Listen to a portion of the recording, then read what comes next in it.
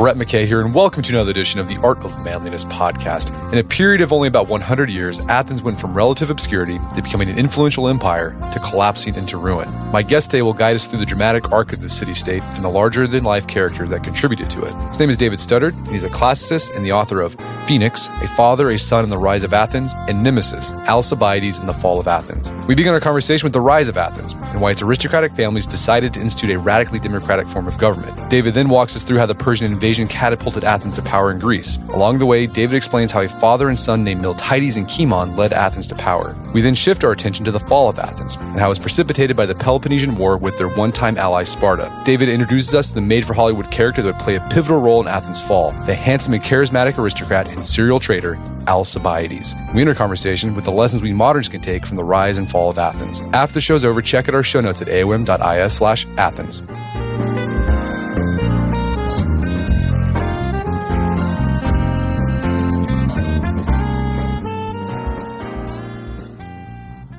All right, David Studdard, welcome to the show.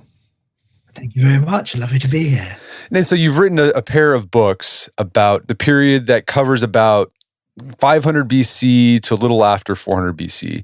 The first book is called Phoenix, which is about the rise of Athens and sort of its zenith of power, where we think of Athens today, right? We think of like temples and philosophy and the Greek tragedies. And then the second book, part of the series, is called Nemesis, which is about the fall of Athens. And you look at the fall of Athens through a really, you can't make this guy up, Alcibiades, and we'll talk about him. Yeah. Well, let's talk about what you cover in Phoenix. So, like I said earlier, we typically think of Athens at its zenith of power when it's, commanding the seas, it's making great art, producing philosophy, commerce. But before the Persian War, Athens was really just one of many Greek city-states kind of existing in the shadows of Sparta. Sparta was sort of the big dog, but then it kind of started growing in influence.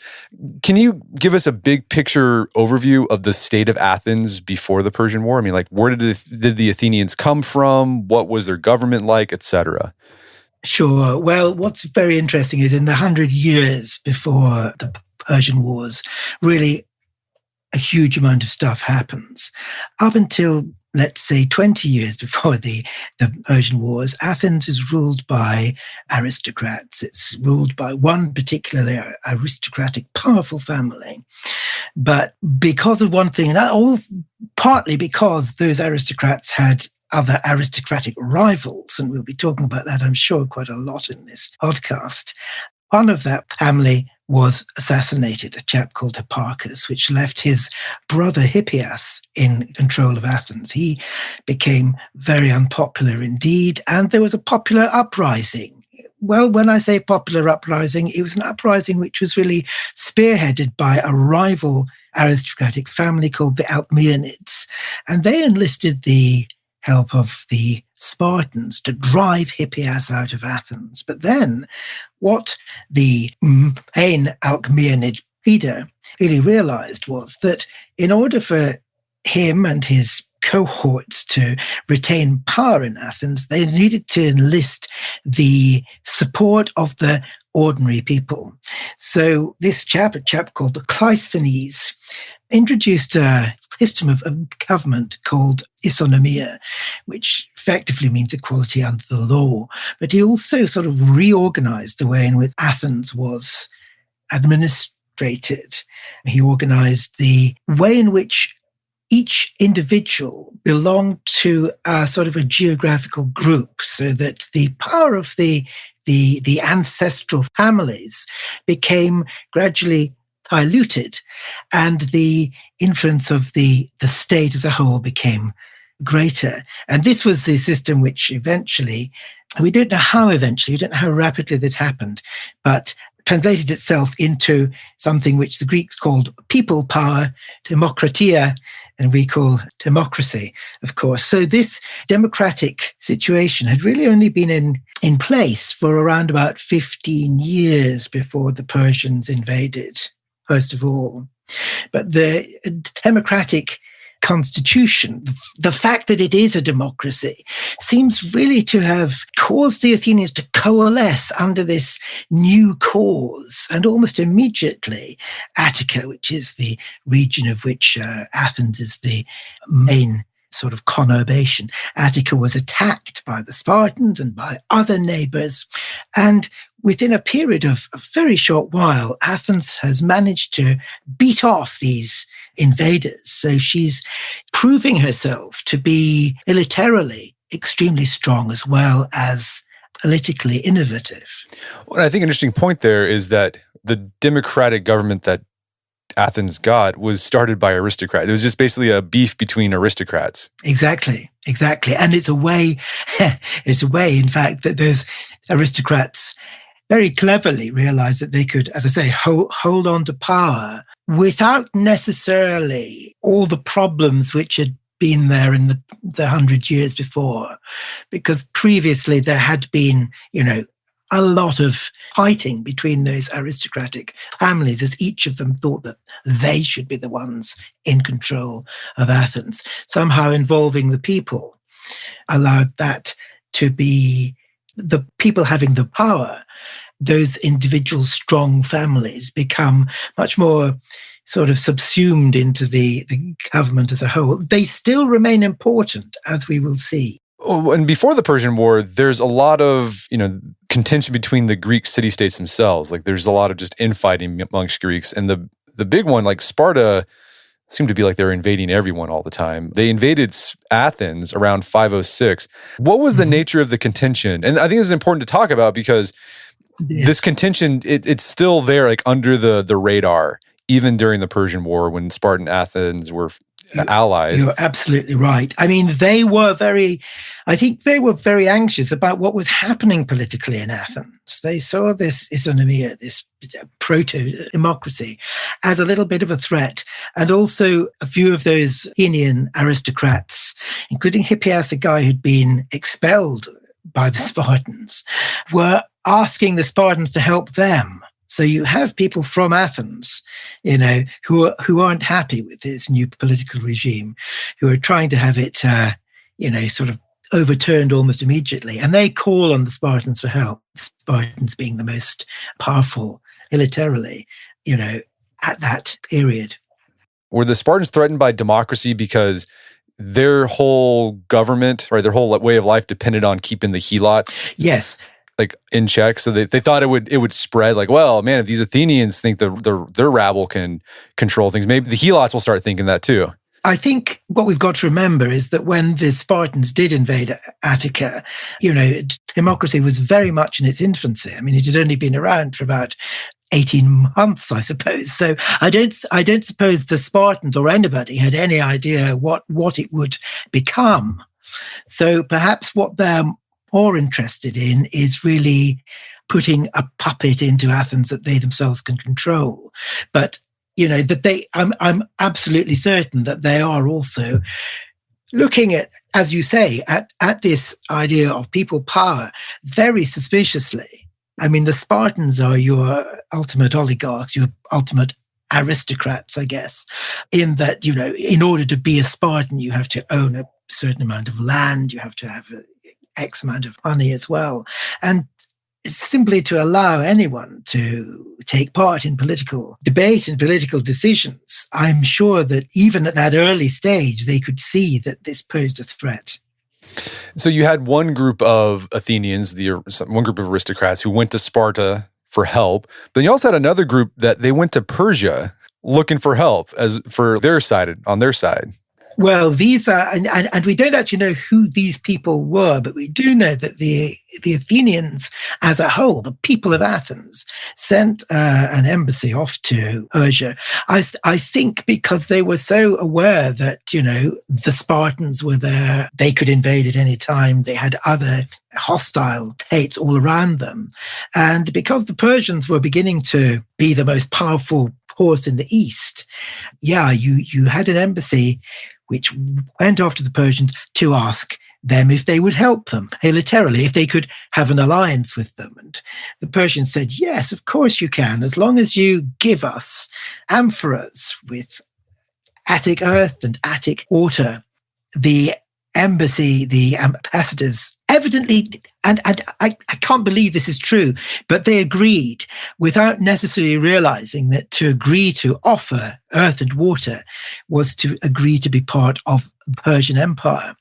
And so, according to Herodotus, the historian who records all these things, those ambassadors somehow agreed that Athens should become part of the Persian Empire. Of course, when they returned to Athens, the people of Athens were horrified. They'd only just created this new political regime of people power, democracy, and now they were agreeing to be part of the Persian Empire. So very rapidly, this was kind of ignored, just swept under the carpet as if it had ever happened. And did this deal that these emissaries did that in any way contribute to Persia eventually invading Greece? Well, I think it made the people of Athens very aware that that they valued their freedom and their independence. And so when a string of Greek cities in the western coastline of Asia Minor, these are Ionian cities. The people of Athens are Ionians as well. It's a kind of an ethnic division of the Greeks. And when these Ionian cities in Asia Minor that had been taken over by the Persians, had become part of the Persian Empire, rebelled, they asked Athens if they would help, and Athens did indeed help. And it was really because of that, in the end, the rebellion was unsuccessful. But it was because the Athenians had helped that Ionian revolt. The Persians were reminded of their existence and were determined to bring Athens to heel. And who was the Persian king at this? I can't remember. Is it Darius or Cyrus? It is, yes. It's Darius the First. Darius. And according to Herodotus, when he heard about the involvement of Athens in this rebellion, he had a slave say to him every day, in the morning and at night, "Remember the Athenians," and he vowed his revenge. Well, yeah, I thought that was interesting. You talked about the Persians, their form of religion. Zoroastrianism, is right? Is that is what it is? That's right. Yeah, the world was black and white. And one of the things the Persians thought was the most evil thing you could do was lie or backtrack. And you had Darius thinking, you got to remember these Athenians, they're evil. They're one of the bad guys. They went back on their word. Against their oath. Yeah. Yeah, exactly. Okay, so the Persians invade Greece. That kickstarts the Persian War. Early on, and this is where your book, Phoenix, really starts picking up. He's talking about some of the men who played a pivotal role in the Persian War on the Athenian side. There was a guy named Miltiades. This guy rose to prominence in the Persian War. Tell us about him. What role did he play in the rise of Athenian power during the Persian War? Well, he's a very interesting person, really, because he had been appointed by the old regime, by Hippias, the guy who's kicked out of Athens, but he'd been appointed by Hippias to look after Athenian interests in the Eastern Aegean. And while he's there, the area that he is in charge of comes under the power of the Persian Empire. Miltiades initially seems to have sort of been quite happy to help the Persians, and we hear about him on a military expedition as part of the Persian army.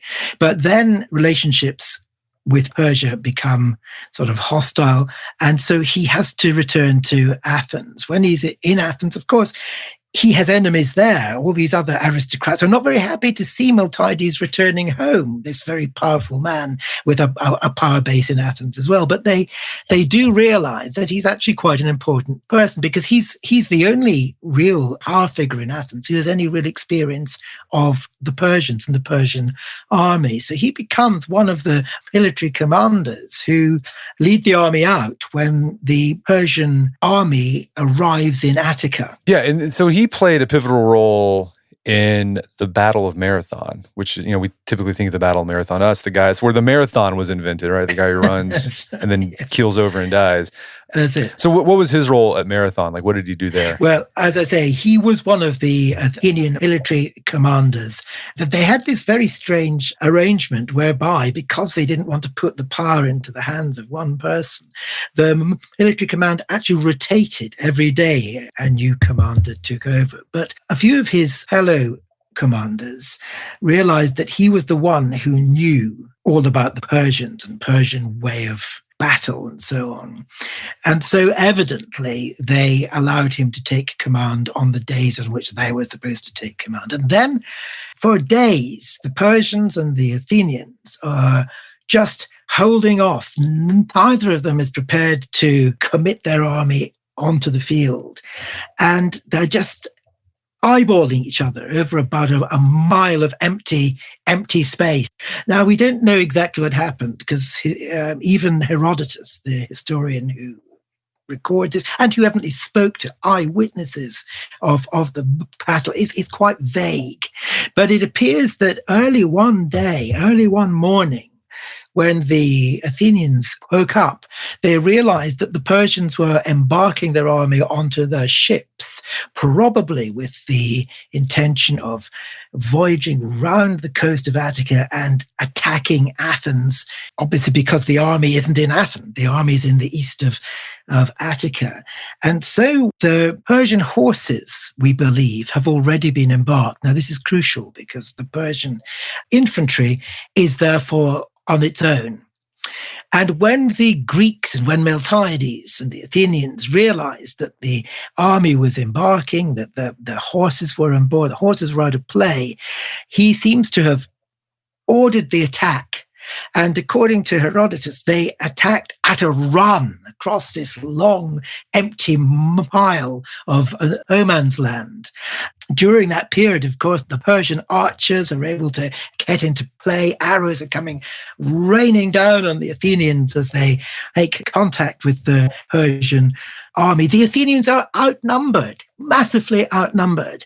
But because of the element of surprise, I suppose, to an extent, although, the Persians, as I say, had quite a while the Athenians advanced to realize what was happening. But the Athenians had their homeland, I suppose, on their side. They were really fighting for Athens and for their families back in Athens itself. And very, very quickly, the Persian resistance collapsed, and the Athenians, as you say, won a phenomenal and quite unexpected victory at Marathon. Around 5,000 at least Persians are slaughtered. 192 Athenians fell at the Battle of Marathon. We know that it was 192 because they became heroized. They became this great elite in memory of Athens. Their bodies were buried all together under a funeral mound at Marathon, and honors were paid to them every year. They became heroized because this is a very important event.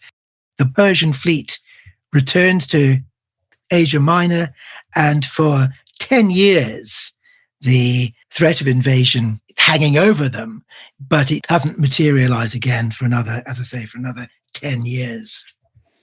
All right, so the Battle of Marathon held off the Persians.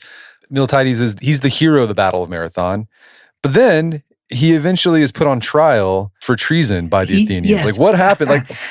He, about a year after Marathon, he says that he'd like to take out the army of Athens on a military campaign, but he refuses to say where and why. He does take them on a campaign. The campaign is not successful. And when he returns home, his enemies, of whom he has quite a few, as I said earlier, put him on trial because they say that, he's squandered the resources of Athens. They fine him a massive amount of money, in fact. He has been injured on campaign. He's put in jail. He's incredibly ill. He doesn't survive.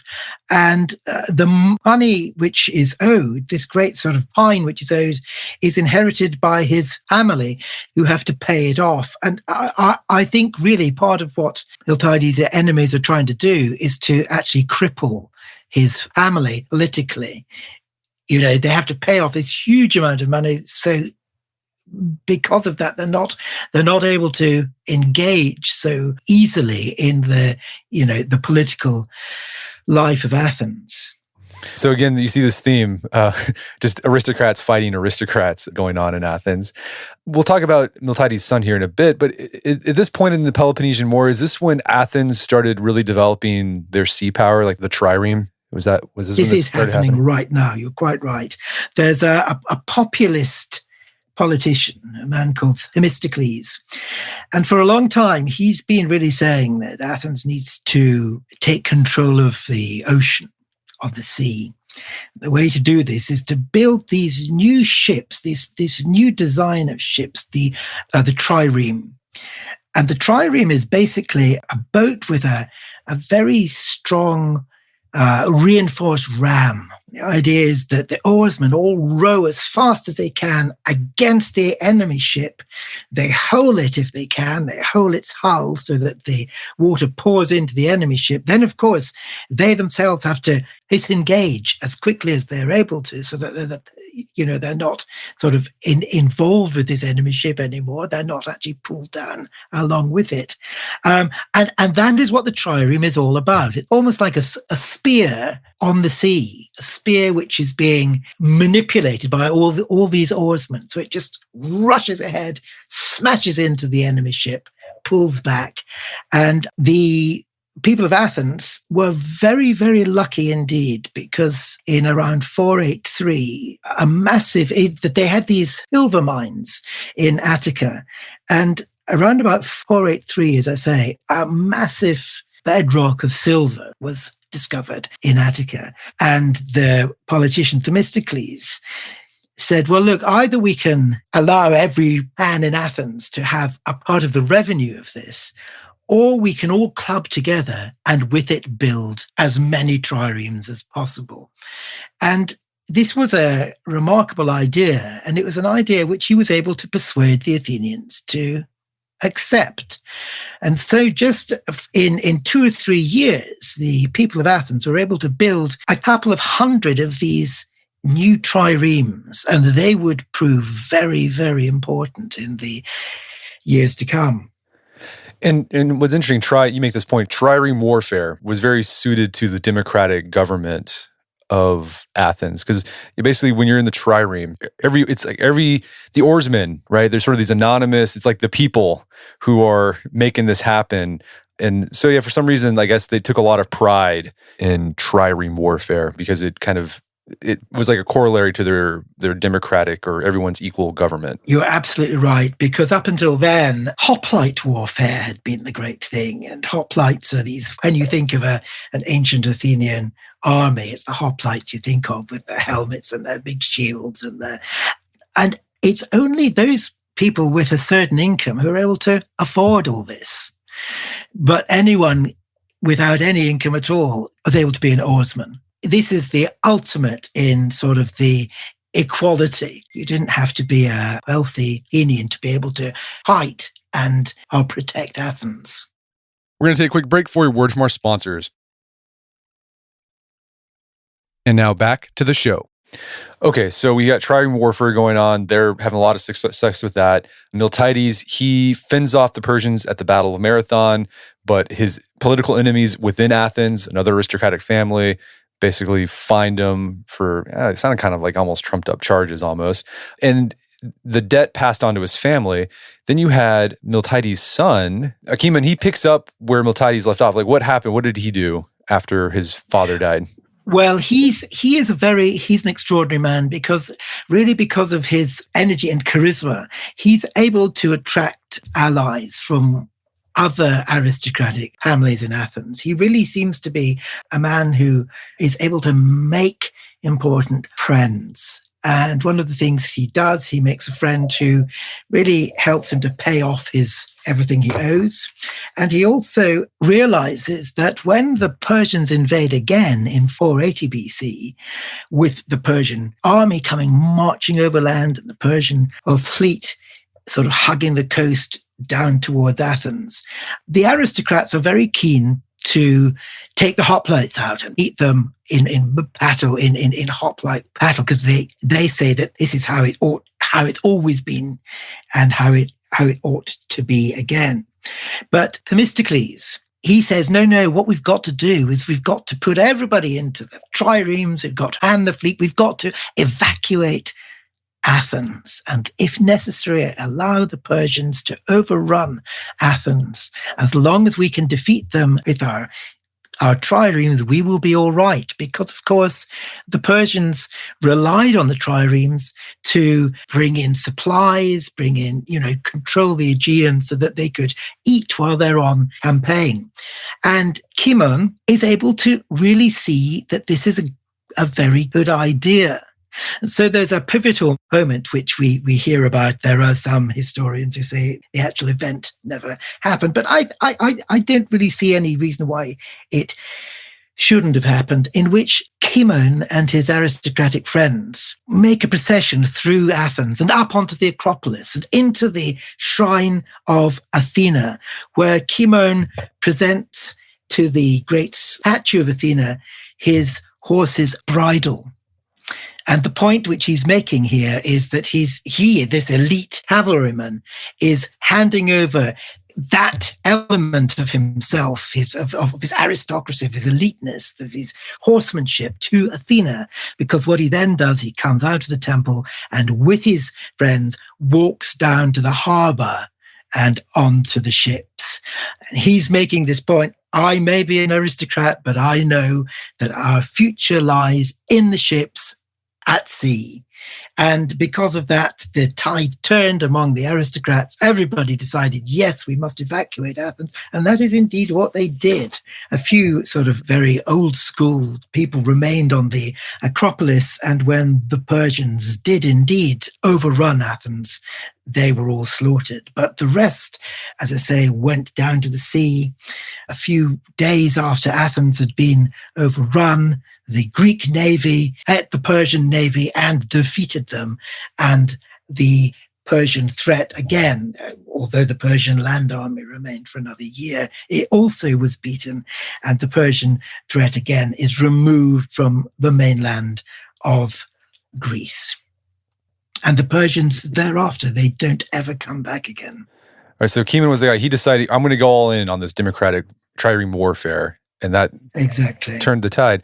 But okay, so he people looked to him as a leader, but then eventually he's ostracized from Greece. Like what? So what happened? How did he go from I'm gonna do whatever this guy does to persona non grata? Well, again, we're having to trace now through quite a lot of history, because just to condense all this is after the Persians have been removed from Greece, Cimon really leads an alliance based in Athens and her allies, and that is really constituted in order to remove the Persian threat altogether. So they get the Persians out of any Aegean islands, any other Greek-owned, if you like, areas of the world there. And they begin to take the battle to the Persians as well. This alliance, by the way, very, very quickly turns out, everyone in the alliance is supposed to be equal, but Athens is more equal than the rest. And what begins as an Athenian alliance turns into an Athenian empire pretty quickly. Cimon is phenomenally, successful. He wages many campaigns. He defeats the Persians. And of course, because of this, a lot of Persian honey and booty comes into Athens. But there's one thing that the Athenians won't forgive Cimon for, and that is that he rather admires the Spartans. Cimon is an old aristocrat at heart, and he does rather like the way in which the Spartans do things. And so when there was an earthquake in Sparta, and the Spartans asked everyone they knew for help because they were very afraid that the Helot slaves would rebel, which indeed they did. Cimon leads an army from Athens to Sparta to help them against the Helots. But something goes wrong. Again, we don't really know what. It may be that members of Cimon's army behave in a way that the Spartans don't approve of. It could be anything. We just don't know. But the Athenians are asked to leave and go back to Athens. And this is really seen as a great disgrace in Athens. And Cimon is blamed for this. And because of that, again, his enemies are able to rise up against him in Athens. And they resort to this mechanism called ostracism, whereby the people can vote on whether they'd like to expel someone from Athens for a set length of time. to remove his political power from out. And this is what they do. And Cimon is ostracized. And in his absence, Pericles begins to rise to power. And he really taps into the mood of Athens, which is very anti-Spartan, very bellicose as well. And he sort of, proposes and leads a large number of campaigns that Athens and Sparta face off one another militarily. Athens is badly defeated by the Spartans, and things don't go terribly well. And it's not until Cimon returns from ostracism that peace is made with Sparta. Cimon himself then goes off on campaign again against the Persians and wins victories against them, but he passes away while on campaign. But just about a year after that, another Athenian embassy goes to Persia. It's very different from the embassy which had gone earlier that we spoke about, because on this occasion, the Athenians seem to make peace with the Persians, and the Persians agree that they won't be involved in any more hostilities against the Greeks. And it's this peace which allows Pericles, in the middle of the 5th century BC, to begin his great building project in Athens. It's now that the Parthenon is built and all this other, and Athens really does become this great hub that we were speaking about earlier. Yeah, so this is like where it was about 460, 450 BC. Yeah, 450-ish. Let's really say.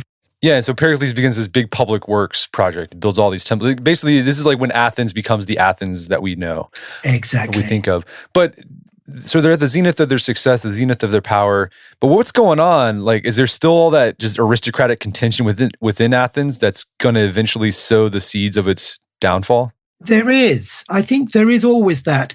The Greeks as a whole, and aristocrats in particular, lived by the idea which is really raised in Homer's Iliad. He has a line, "I en aristouein kai perikon emenai alone," always to be the best and to surpass all others. Now, the Greeks as a whole believed that was what they should do, and individually they believed that as well. That's why they have all this competitiveness in things like the Olympic Games. They have competitiveness in the arts. They're battling against one another all the time to be supreme. And it isn't a way to create harmony, really. And in fact, just at that very period that we're talking about, just as peace is being made with the Persians, and you think that everything could really turn out quite harmoniously in the end, a child is born in Athens, who I think we were speaking about possibly for the rest of this interview, Alcibiades. And he really encapsulates that idea, that Homeric idea, always to be the best, because that's what he wants to be. And he will do everything to achieve it. Okay, so let's talk about Alcibiades. So he's like, again, I don't think you can make this guy up. You read his story, and it's like, this is like some sort of HBO Game of Thrones succession drama going on. So he's born around 452 BC, so the zenith of Athenian cultural power and influence and economic might. What's his story? Like, who were Alcibiades' parents? Was he from an aristocratic family? What was he like as a kid? Yes, he is. He is from the Alcmaeonid family, the family we heard about, the family who introduced isonomia or democracy into Athens. So he's from this very powerful family. He's incredibly well off. He's orphaned as a child, and his father had already made this arrangement that if he should be killed, Alcibiades should be looked after by Pericles, the most important man, the leading man in Athens. So Alcibiades, his childhood is spent in the household of Pericles. So he can really get an idea of what power is all about. Pericles' household, we hear from ancient sources, it's quite austere, though. Pericles likes to think of himself as aloof from human emotions and human failings, and so on. It's a household where there's a lot of philosophy, art, and so on are there. But young Alcibiades proves himself to be a bit of a rebel, even at an early age. There are lots of anecdotes about how he behaved when he was young. There's an anecdote about how he and his friends were playing a game in the streets, which involved throwing the bones of animals on the ground to see how they land, and just exactly how they land. You get points depending on how the bones land. As they're playing this, Alcibiades has just thrown his hand, and ox cart comes trundling down the street. The driver of the ox cart says, out of my way. But Alcibiades refuses, because he wants to see how these bones that he's been playing with have landed in the street. And so he hies down in front of the ox cart and says, drive on if you like, but you'll have to drive over me. And of course, the driver reins in the oxen, and Alcibiades proves his power, but he's also his love of competitiveness at that early age. At some stage in his adolescence, he comes under the auspices, though, of one of the most influential people in Athens, the great philosopher Socrates. And this was a relationship which puzzled a lot of people, because here was Alcibiades is very handsome. This also has to be said. He's supposedly the handsomest man in Athens. And the philosopher Socrates, who was notoriously ugly, also, though, notoriously into leading a life of virtue, contemplation, if you like, as well. And Alcibiades is completely the opposite. And how these two sort of attracted one another was really something which interested the ancients very, very much. We know that Socrates and Alcibiades were on campaign with one another. As soon as Alcibiades became an adult, Athens and Sparta come really into a major conflict with one another. This is when the Peloponnesian War breaks out. But just before the Peloponnesian War, there's a little sort of overture, hostilities up at a place called Potidaea, up in the Chalcidice, right up in the highest part up there in the Aegean. And Alcibiades and Socrates are on campaign with one another. We hear that Socrates was able to save Alcibiades when he was being attacked by the enemy, rescued him from the battlefield and looked after him. Supposedly, Alcibiades, a few years later, returned the favor when they were on another campaign and Socrates was being harassed by the enemy. Alcibiades on his horse rides down and protects his old friend Socrates as they're being removed from the battlefield, and they head off to the Athenian camp. So there is a real relationship between those two. No, yeah, and it seems like the way you describe it, Socrates, likely saw the potential for Alcibiades, potential to be either a really great man, but it had to be tempered with philosophy, tempered with virtue, or you could just end up being just a terrible, like I said, nemesis, like just bring the downfall of Athens. Yes. So, okay, Alcibiades, he's this good-looking, cocky, confident man of great will in Athens. He eventually steps into public life. This is like right before, kind of in the lead up of the Peloponnesian War. Did he play any role in the lead up to the Peloponnesian War between Sparta? Well, this is now when he becomes old enough to take public office. We're actually right in the middle of the Peloponnesian War. That episode which I was talking about, in fact, both of those episodes which involved Alcibiades and Socrates happened in the earlier stages of the Peloponnesian War. But when Alcibiades was reaching, as I say, an age to be appointed a military commander, the age of 30, peace all of a sudden breaks out between Athens and Sparta, which for Alcibiades is not a good thing at all, because he wants to make his mark as a general. And so he frets during this peace period, and he does his best to involve Sparta's enemies in a proxy war with Sparta. Places like Argos, which is in the Peloponnese, and has been an old enemy of Sparta.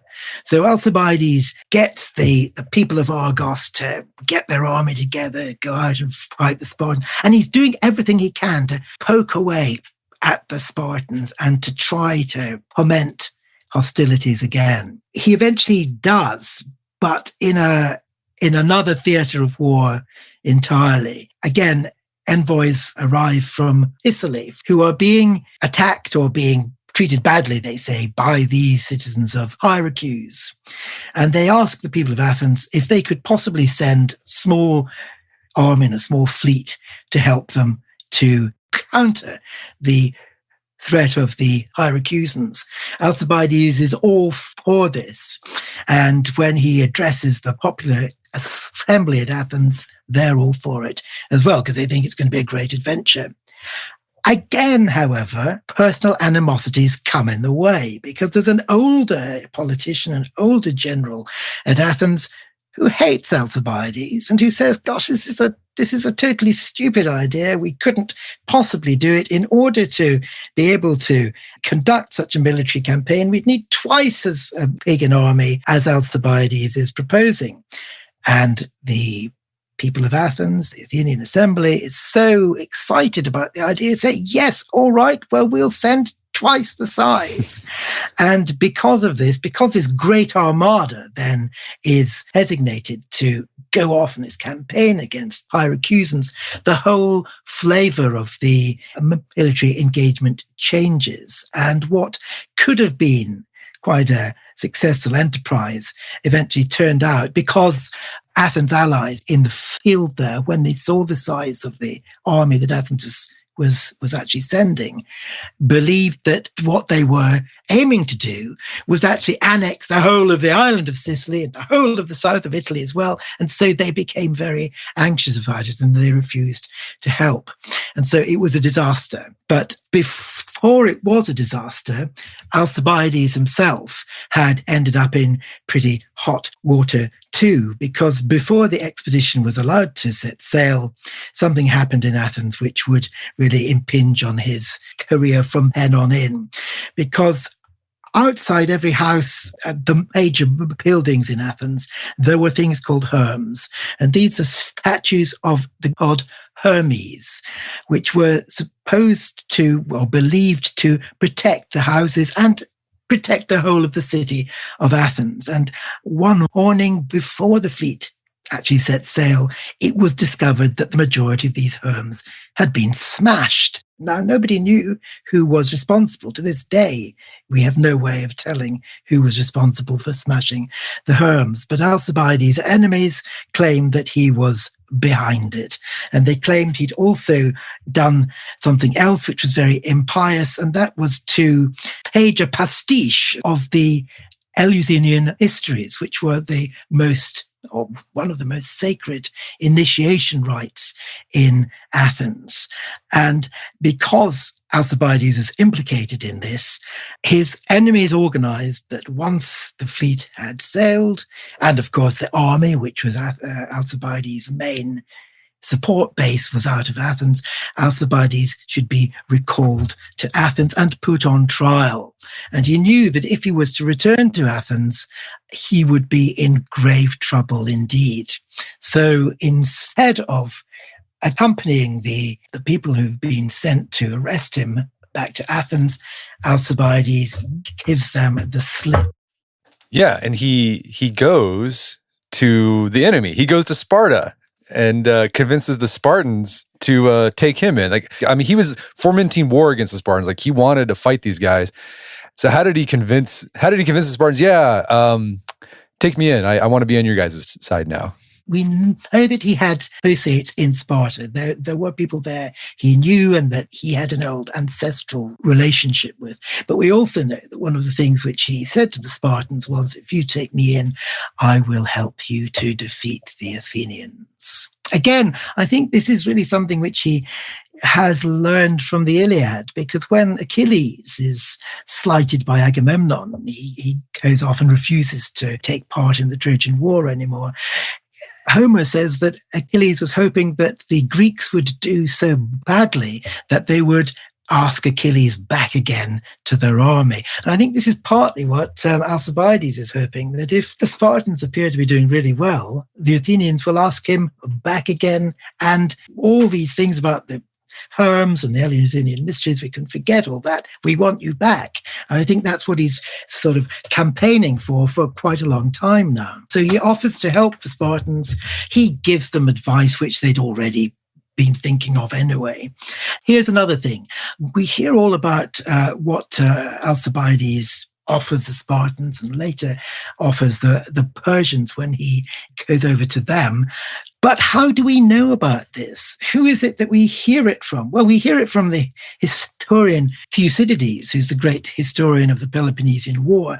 But who does Thucydides get this information from? I think he probably got the information from Alcibiades himself, because we know that Thucydides interviewed all the key players in the Peloponnesian War.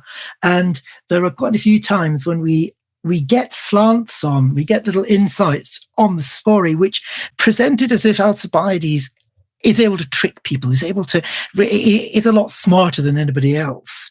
And I wouldn't be at all surprised, as I say, if the person that originated this version of the story was indeed Alcibiades. So we hear that he arrives in Sparta.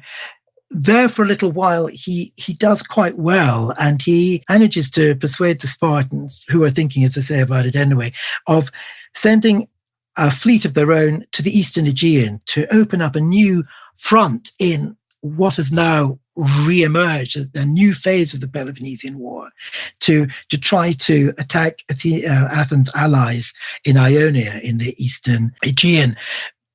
Alcibiades is able to take control of this expedition. He actually leads the Spartans out to the Eastern Aegean, and it's just as well he's left Sparta at the time he does, because one of the queens of Sparta, there are two royal families in Sparta, and one of the queens has had a child whom her household slaves overhear her calling Alcibiades. Uh-oh. And when the queen's husband, a chap called Agis, begins to do his arithmetic, he realizes that he's not actually slept with his wife for quite a long time, certainly longer than, would appear that it was his own child. So he thinks that the child is Alcibiades' child. And so he becomes very angry with him. He manages to persuade the Spartans to put a sentence of execution on Alcibiades. And so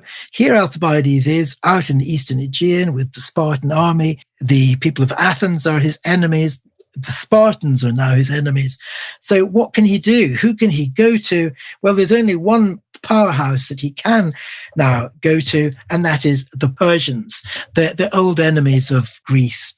And Alcibiades does precisely that. He goes over to the Persians.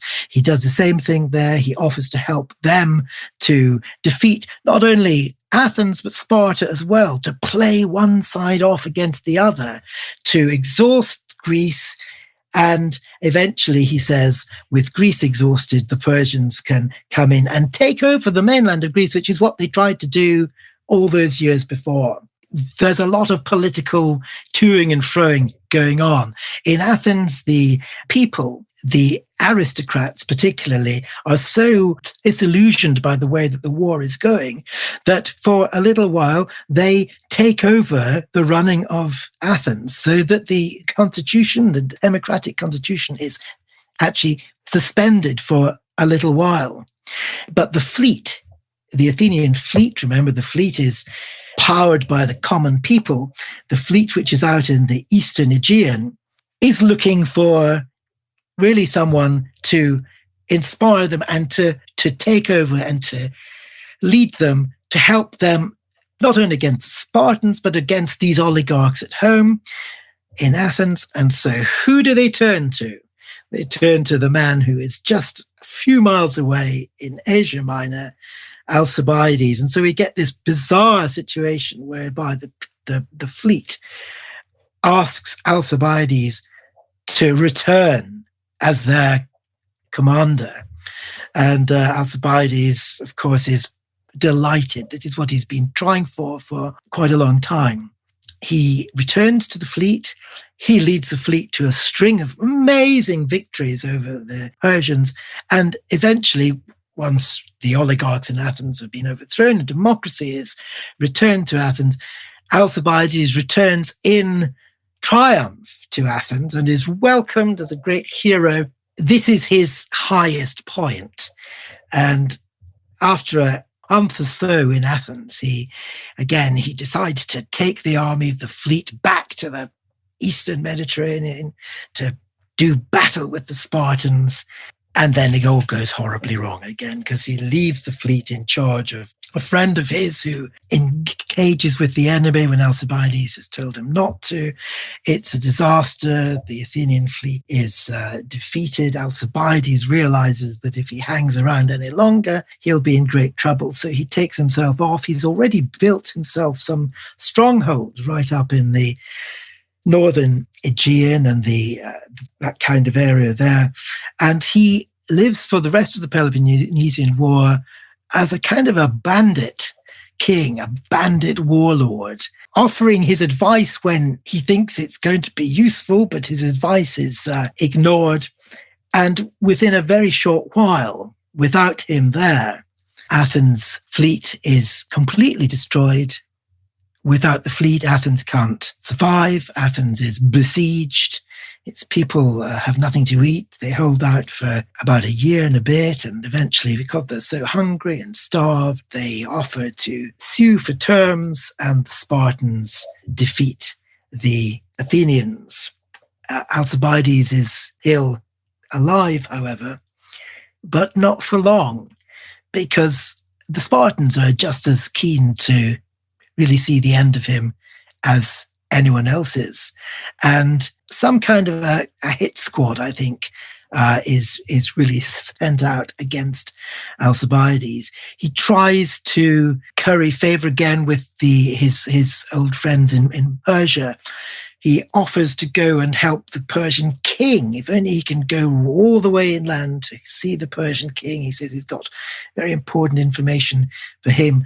But the permissions that he's looking for, which will allow him to travel through Persia, don't come in. And he discovers himself one night in a cottage or a house of some sort in the hills in the west of the Persian Empire. And he hears people all around the house.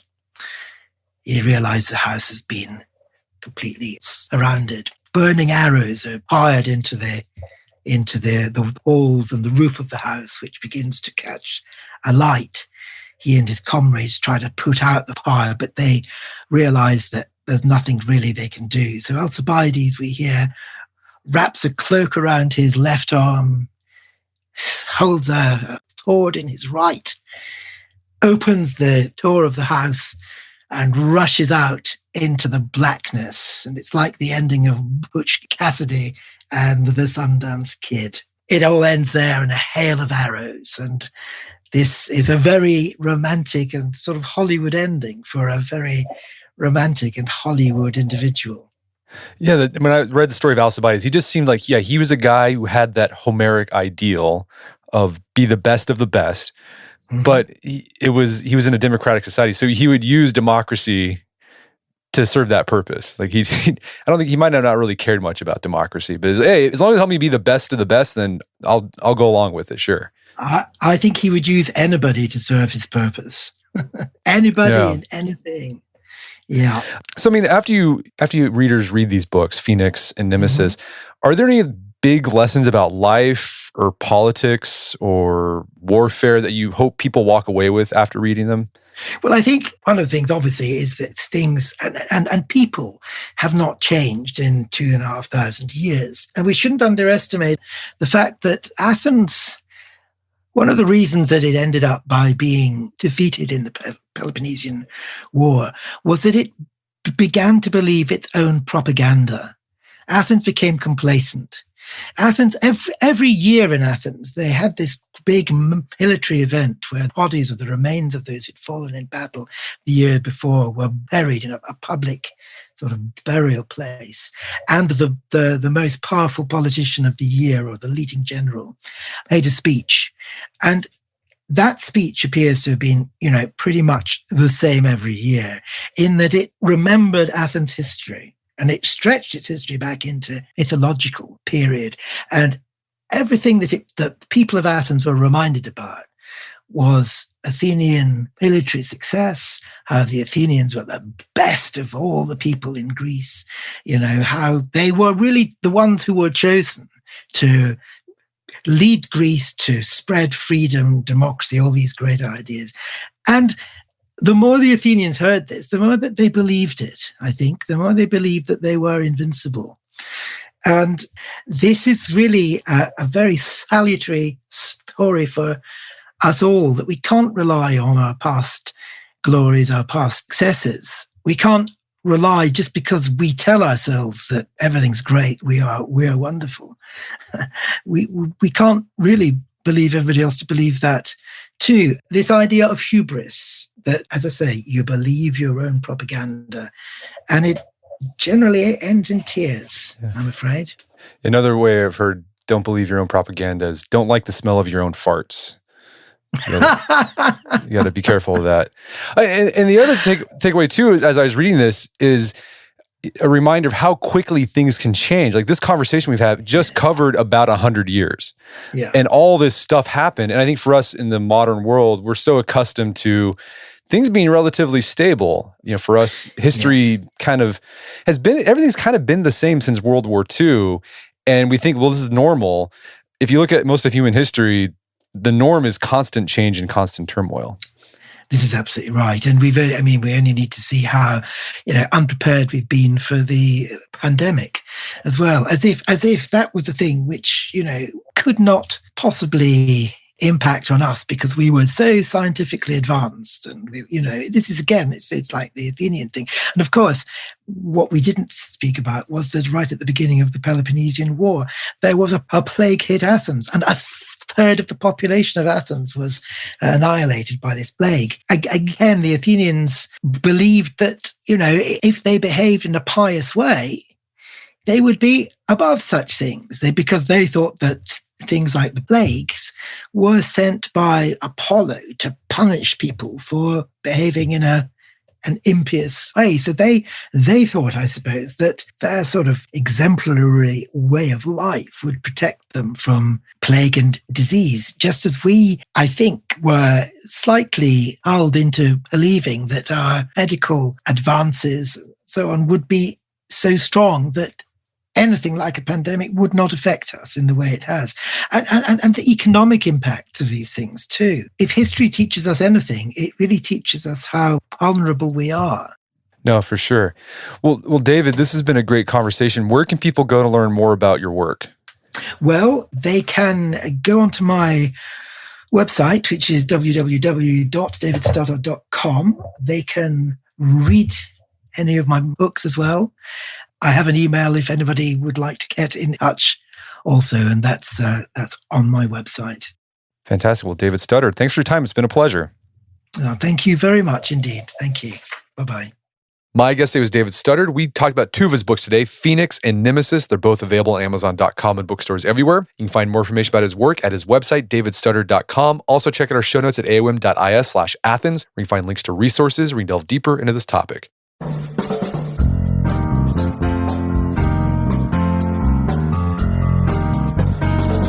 Well, that wraps up another edition of the AOM podcast. Make sure to check out our website at artofmanliness.com, where you can find our podcast archives, as well as thousands of articles written over the years about pretty much anything you can think of. And if you'd like to enjoy ad-free episodes of the AOM podcast, you can do so on Stitcher Premium. Head over to StitcherPremium.com, sign up, use code Manliness at checkout for a free month trial. Once you're signed up, download the Stitcher app on Android or iOS, and you can start enjoying ad-free episodes of the AOM podcast. And if you haven't done so already, I'd appreciate if you take 1 minute to give us a review on Apple Podcasts or Stitcher. It helps out a lot. And if you've done that already, thank you. Please consider sharing the show with a friend or family member who you would think would get something out of it. As always, thank you for the continued support. Until next time, it's Brett McKay, reminding you to listen to the AOM podcast, but put what you've heard into action.